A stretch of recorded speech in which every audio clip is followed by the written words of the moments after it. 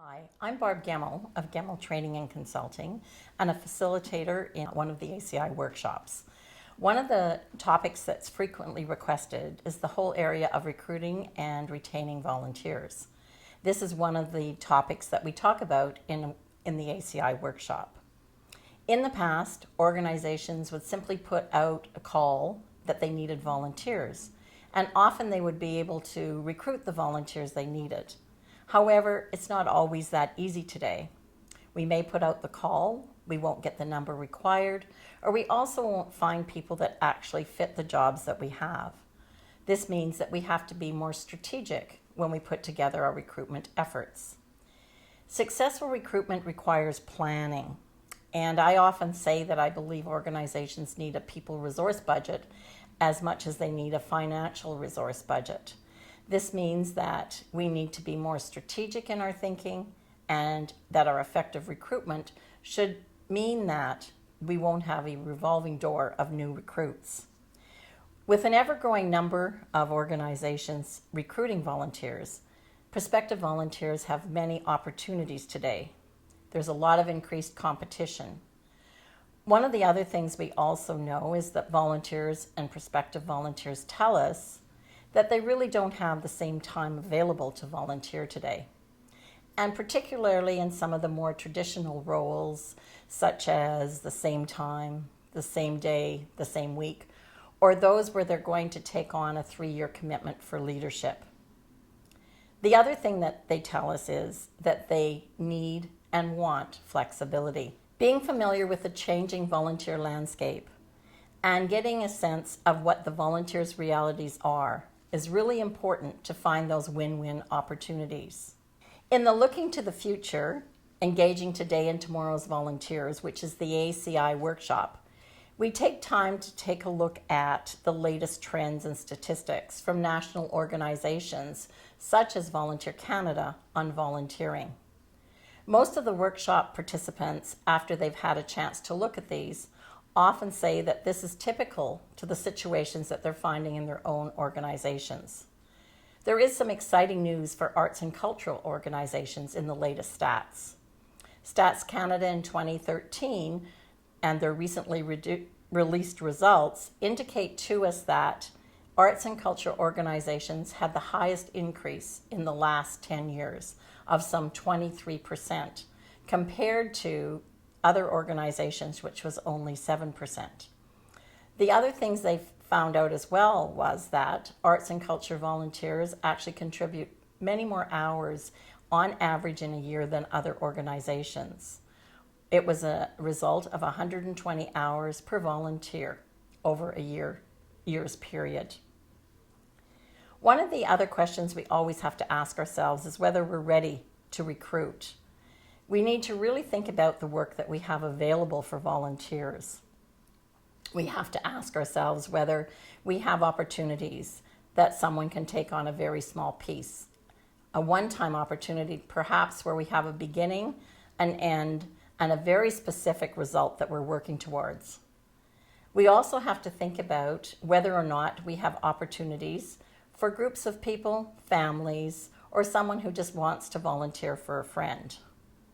And then we can never forget about those virtual opportunities, which someone could do from afar using technology. It's really important, and this is one of the things that we talk about in the course, to actually be able to take the jobs we have, become creative, and break them into manageable pieces of work that people can do in different ways. Once we've done that, then it's important to document it, and we can be as formal as a position description.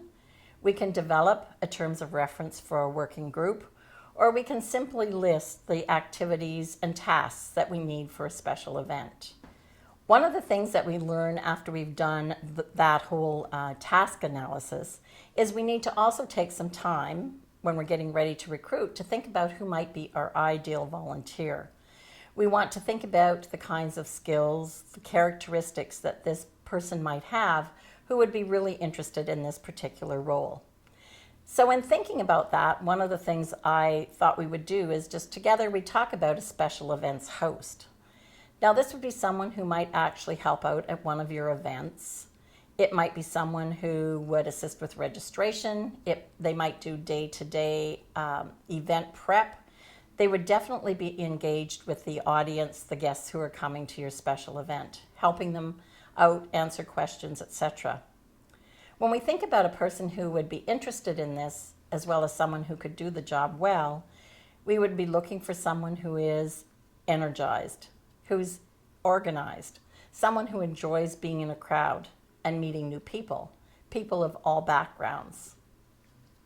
Once we've kind of thought about the person who could do this job, our next step is writing down some recruitment messages that we might be able to use. It's really important to document whom we're looking for, as well as some of those things that we can also offer the volunteer. One of the things they also found out in the recent stats was that 93% of volunteers want to make a commitment and a contribution to the community.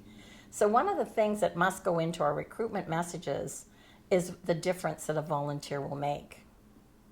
So in thinking about this special event host, and this is one of the things that we will do for one of your positions in the workshop, I was thinking about a message that we could put out there.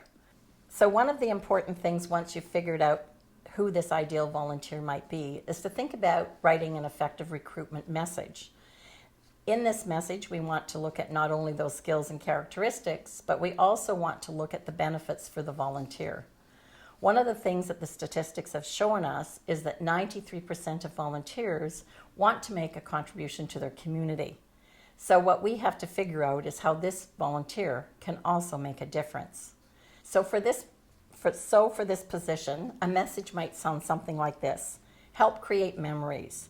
If you enjoy meeting new people and are comfortable in crowds, why not consider a special events host?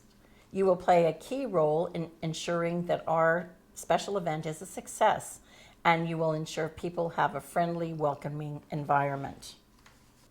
Once we've actually thought about the ideal volunteer, we've thought about a message we might actually use, then we have to think about where we might find these prospective volunteers. We have to look both internally as well as externally.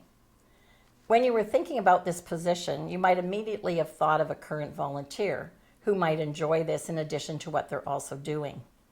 You might also have thought about past volunteers who haven't been involved for a while.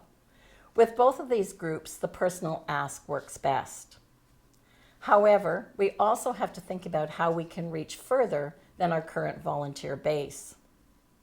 This is where we become more strategic and think about that particular ideal volunteer might be. We have to think about whether there's particular websites and social media outlets we could utilize. We also might want to think about what radio stations would we send our PSAs to. Or is there a particular audience who we'd like to go and make a presentation to? These are just some of the strategies and approaches that need to be considered so that we are more strategic in making our recruitment ask. These are the types of things that we talk about in the course, and so the next time that looking to the future, engaging today and tomorrow's volunteers is offered, I would encourage you to sign up.